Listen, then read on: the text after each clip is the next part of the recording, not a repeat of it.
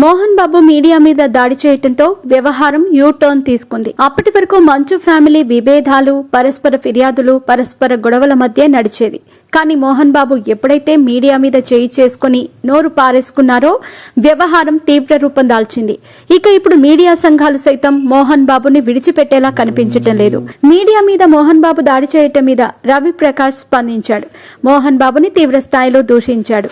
మనిషివా మోహన్ బాబువా అని అంటున్నారు. మీ చేష్టలు సిగ్గుగా ఉన్నాయి. మీరు చిరంజీవిని కించపరిచారు. మీ స్టాఫ్ ని దుర్భాషలాడుతూ ఉంటారు.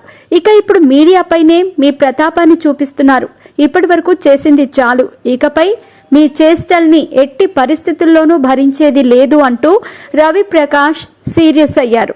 అయితే ఈ ట్వీట్ మీద ఎస్కేఎన్ మండిపడ్డారు. అసలు ఇప్పుడు ఇక్కడ చిరంజీవి ప్రస్తావన ఎందుకు? అసలు మెగాస్టార్ ను ఎందుకు ఇందులోకి లాగుతున్నారు? అది అవసరమా అంటూ నిలదీశాడు.